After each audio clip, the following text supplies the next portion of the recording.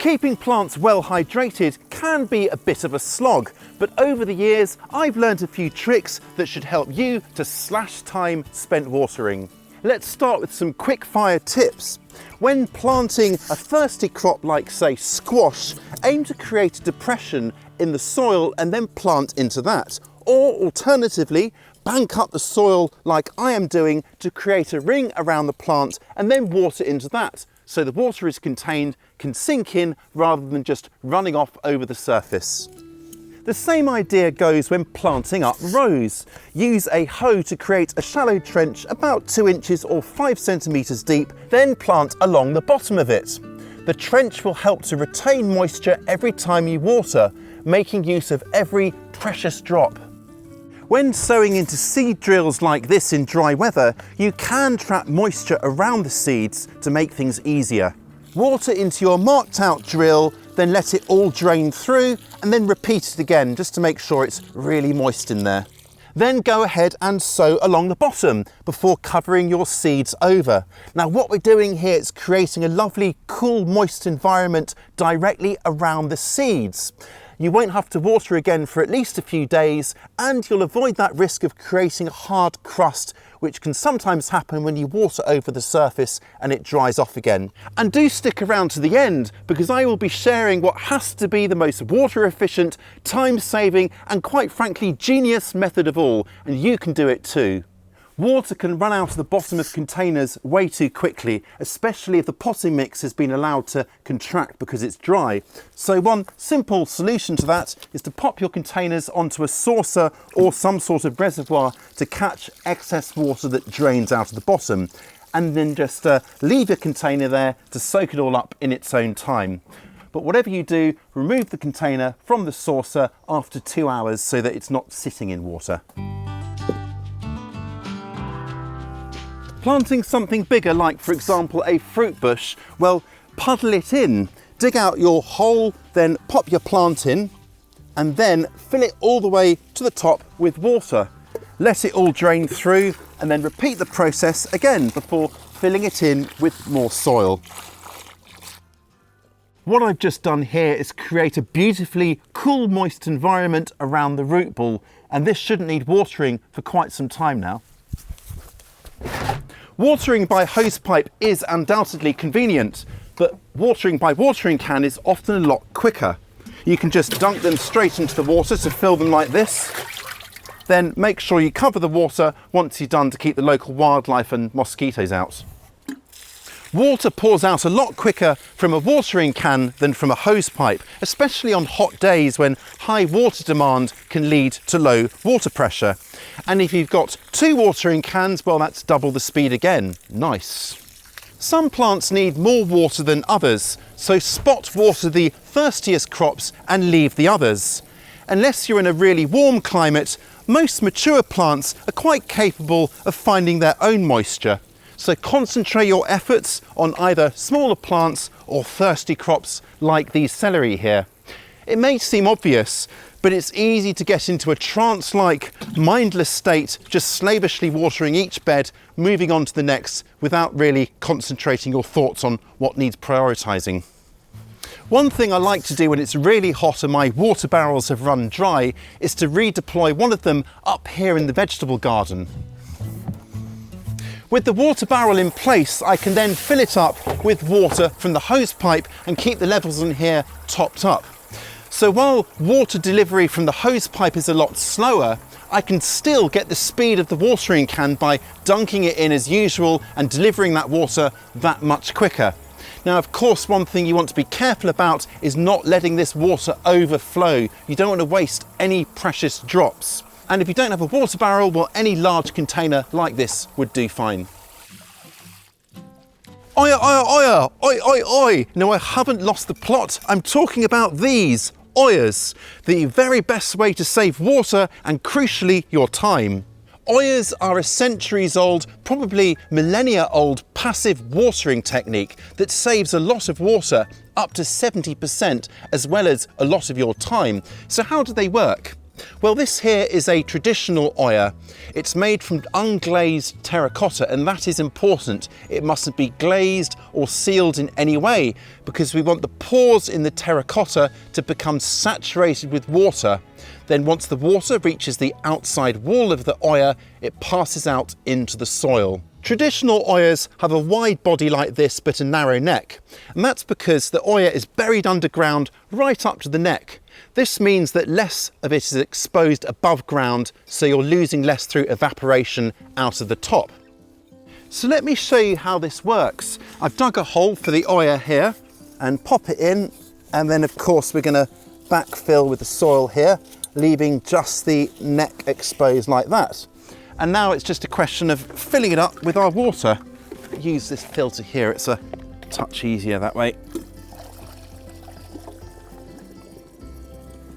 There we are. And then just pop the little lid back on to keep the water in. Now here's the clever part. The olla works because of soil moisture tension. You see, the water wants to move from the wetter area to the drier area. So it's wet inside the olla and it's going to move to the relatively dry soil on the outside.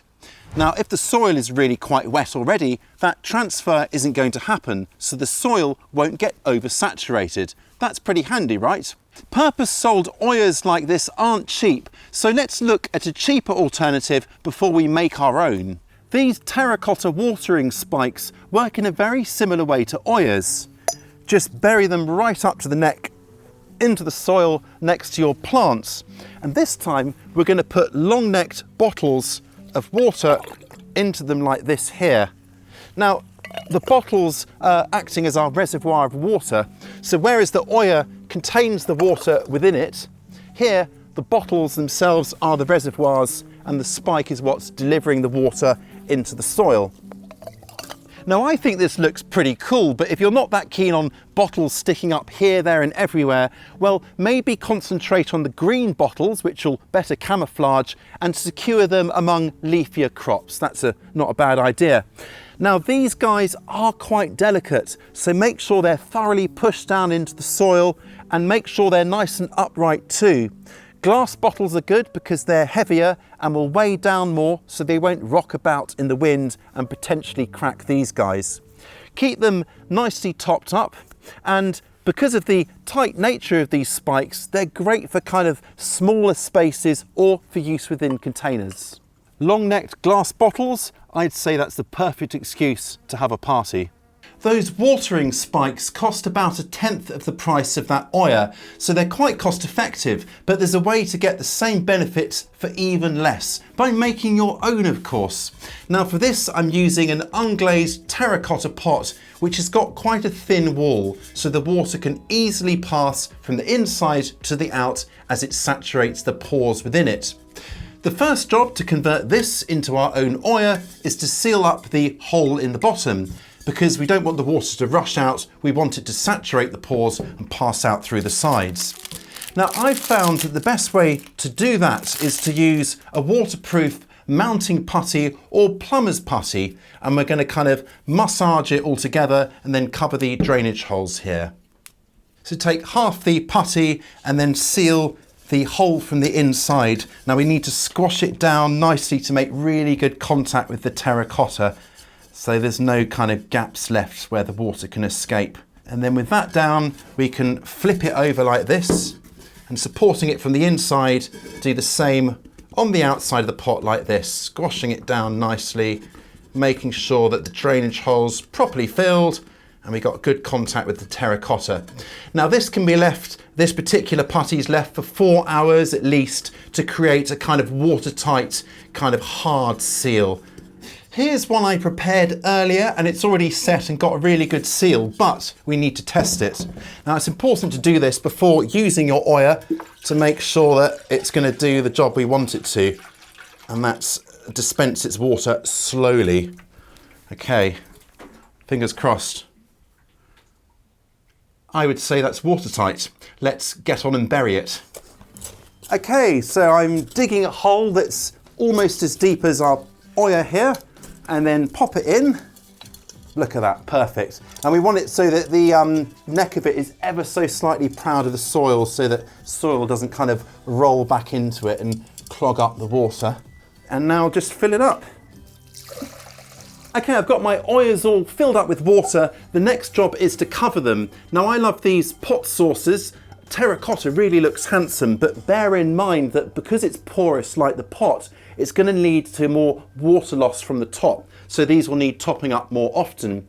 The alternative is a glazed saucer or something like this. This is a plastic saucer, but it's got a kind of terracotta look to it, so it's kind of the best of both worlds. Now, covering over the ollas not only stops beneficial bugs like ground beetles from falling in and drowning, it will also stop the water from becoming a breeding ground for mosquitoes. You can also make double-sized ollas by joining together two pots. Now this one's been sealed at the bottom there, so it's watertight, and I've got my second pot to go on top here, but I've got to seal them together. Now you can use something like a caulking gun to put silicone sealant, or something like this really kind of powerful adhesive too, which is suitable for use with a terracotta pot like this. And then on goes our pot like this, trying to match it up perfectly like that. Now of course don't forget to keep the bottom drainage hole open, because that's where the water is going to go.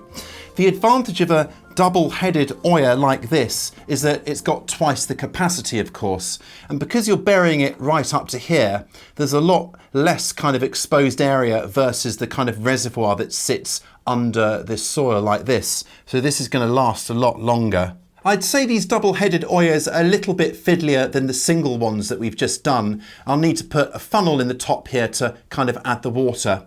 But for me, the single ones really are fantastic. They still hold a good amount of water and need topping up maybe once every 2 days to once every week, depending on how warm it is, the stage of growth of the plants around it, how many there are, and of course the soil conditions. Now these ollas are great for plants with fibrous root systems like tomatoes and squash family plants. How far apart to space your ollas depends on a number of factors. As a very general rule of thumb, well, the water will penetrate out from the olla about the same distance as the actual diameter of the olla. But at the edges, the water won't be quite as intense as closer towards the olla, so maybe plant at half that distance. I think I've got the spacing right here because these tomatoes have got really searching roots that will kind of find that moisture around the pot and hug it. Now, please do keep your ollas topped up with water regularly. I wouldn't let them drop to less than half full, because then the walls might start to dry out and then you've got to kind of re-wet them again. I would also avoid putting any liquid feeds or fertilizers in the ollas, because they might have the potential to clog up the pores, so add that around onto the soil. For the same reason, I would maybe, if you can, use rainwater in here instead of Mayans water. You'll need to keep young plants well watered as they establish, but once they've established more of a root system, well, they'll be able to rely more on the olla itself. And you may find that the roots hug the olla and grow around it, forming a tight mass as they draw in all that lovely moisture. As terracotta ollas are of course porous, they may crack in winter with any hard frost. So if you do get good decent frosts where you are, lift them up before that stage, let them fully air dry, and then store them away safely until next season. Please do let me know how you get on with these homemade ollas. I am sure you will be impressed. Now, if you missed our other recent video on watering, do be sure to watch that next, because there's loads more advice on making water go further while keeping your plants happier. I'll catch you next time.